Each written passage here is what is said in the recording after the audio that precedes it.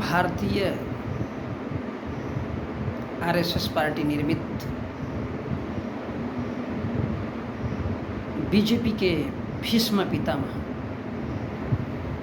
उनका बयान है, अगर हिंदू हिंदुस्तान में ये मांग करे, अगर हिंदू हिंदुस्तान में ये मांग करे जो कि 82% है, तो फिर उनके कुछ विशेष अधिकार होने चाहिए। तो फिर उनके कुछ विशेष अधिकार होने चाहिए और बाकी के तादाद में कम है, इसलिए उनके अधिकार कम होने चाहिए। तो मैं कहूँगा कि वह कम्युनलिज्म है। यहाँ पर शब्दों को समझिए। भारतीय राजनीति के भीष्म पिता यानी अटल बिहारी वाजपेयी का कहना है कि अगर हिंदुस्तान में ये मांग करें, जिनकी संख्या 82% है, अब वो उनके अनुसार 82% है,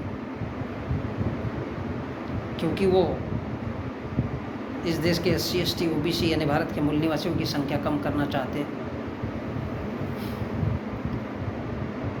अगर हिंदुस्तान में ये मांग करे कि 82% है,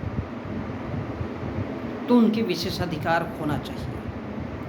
उन्होंने भारत के संविधान को तो शायद थोड़ा बहुत पढ़ा होगा, मुझे नहीं लगता कि किस हद तक पढ़ा है।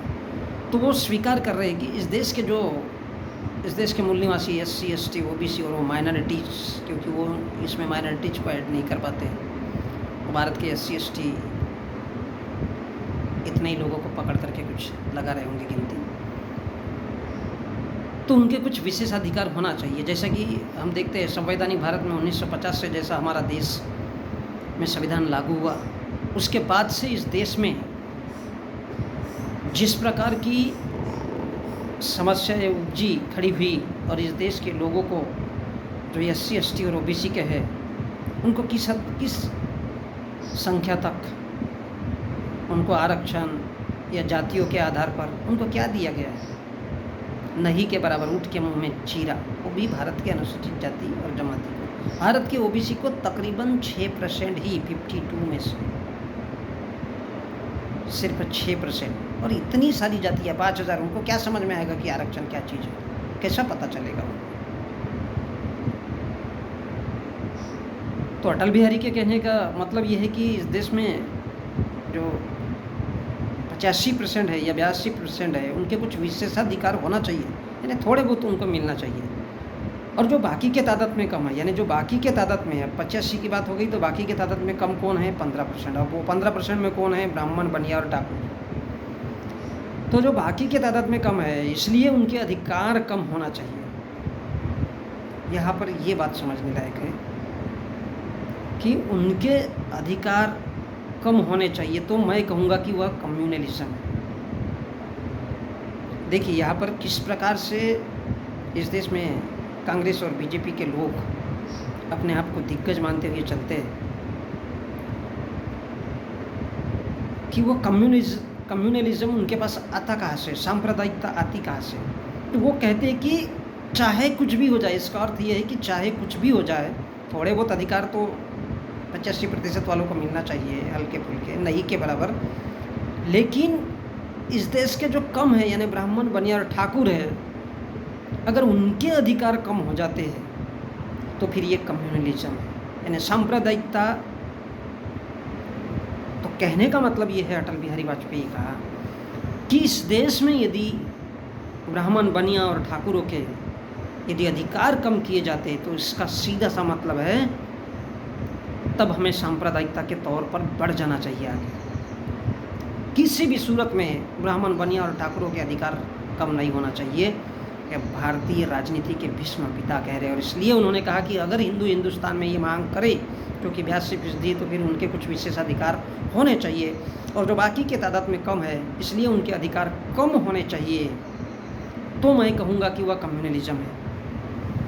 अब वो सांप्रदायिकता की परिभाषा किस आधार पर दे रहे हैं? तो बोले इस देश को किस दिशा में लेके जाना है? सांप्रदायिकता में, ताकि किसी भी सूरत में इस देश के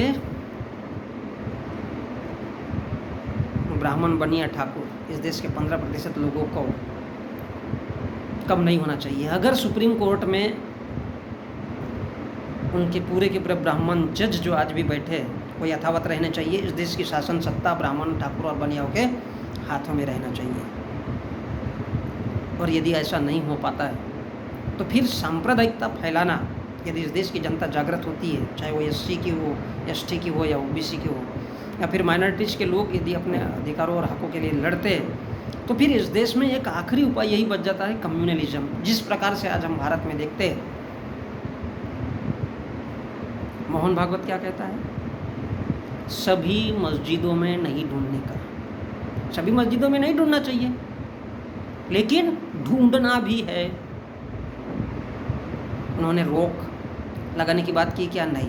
उनके कहने का मतलब है कि बिंदास ढूंढो, क्यों डरते हो, मस्जिदों में ढूंढो।